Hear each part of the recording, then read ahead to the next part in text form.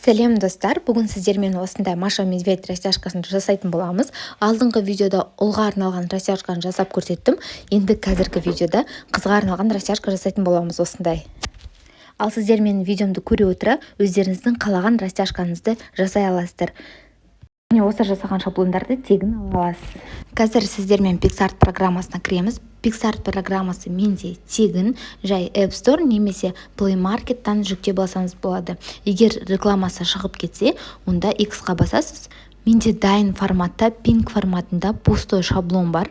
Сол шаблонды менің бесплатный Telegram каналымнан ала аласыздар. Ал бізге осыған суретті қою керек. Суретті қалай қоямыз? Стикердан фонды таңдасаңыздар болады. Немесе мен сияқты Pinterest программасынан алсаңыздар да болады. Pinterest программасында өте көп фондар бар. Pinterest программасына қазір кіремін. Кіріп, поисққа фон горошек деп жазам. Сіздер әр түрлі фонды алсаңыздар болады. Именно горошек емес, өзіңіздің қалаған фоныңызды. Міне осындай фонды алам. Горошекті. Төбесінде 3 точкаға басып, өзіңізге жүктеп аласыз.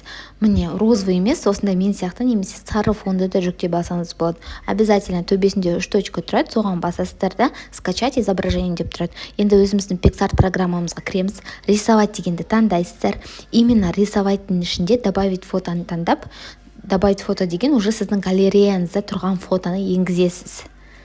Міне, төбесінде екі түрпіштіге басып, астыңғы суретті жоғары қарай жібердім. Енді осы шаблон ішіне енгізілді фотомыз. Готованы басып, қайтадан рисовайтты басып, добавить фотоны бастым. Енді қайтадан осы фонды келесі бетіне енгізетін боламыз. Егер де фоныңыз теп-тегіс, мысалы розовый немесе көк болатын болса, онда бір рет қана рисовайтты баса салсаңыздар болады. Енді осыны обязательно сохранить етіп, астында түсін өзгертеміз. Қазір бірінші сохранить етіп алдым, сосын эффектіға бастым.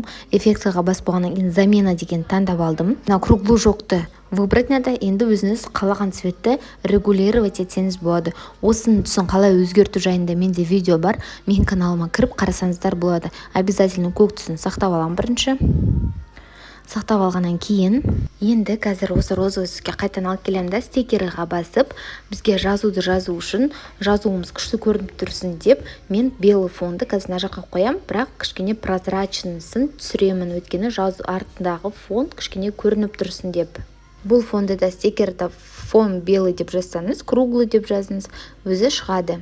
Енді қазір прозрачнысын дұрыстаймын астында. Міне 100 деп тұр, қазір примерно 75 сондайға қоямын.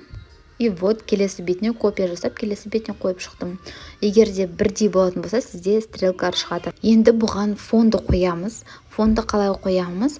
Өзіңіздің жүктеп алған фондарыңызды немесе стикерға кіріп, стикерға кірем қазір. Стикерға кіріп, Маша Медведь деп жазамыз. Маша Медведь деп жазам. Маша Медведь. Немесе Маша деп жазсаңыз болады, немесе Медведь деп жазсаңыз болады. Маша деп жазсаңыз көп деген фондар шығады сізде де.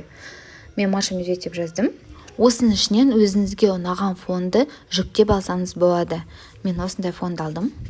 Қазір астына размерін келтіріп, чтобы әріптерді жазғанда мешать етпеу үшін кішкене размерін кішійтеміз. Өзіңіздің қалаған размеріңізді қойсаңыз болады. Және де енді қазір бізге төбесінде 2 түрпіштіге басып копия жасап алам.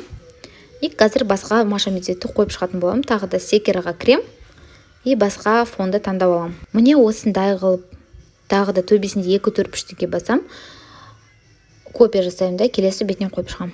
Жаңағы басында айттым ғой, сақтап алыңыздар мынау фонды деп, без ничего. Осы фонды қайтадан енгіздім да, қазір стикерға кіріп, мен Маша Медведь деп қайтадан жаздым. Енді осы главный бетке бізге фон қою керек, мысалы ең алдында и ең соңғы жерінде, жазудың соңғы жерінде тұрады.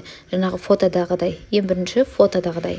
Қазір кішкене үлкендеу размері қылып, жаңағыдай 2 түрпішті төбесінен басып, копия жасап, келесі бетінен қойып шығамын.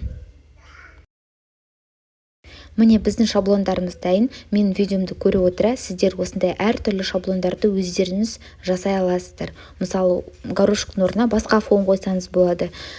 Маша Медведьтің орнына басқа геройларды қойып, осындай және бұдан да басқа растяжкаларды жасай аласыздар. Егер де менің видеом ұнаса, каналыма подписаться етіп қойыңыздар, өйткені менің каналымда көптеген видеолар шығып тұрады.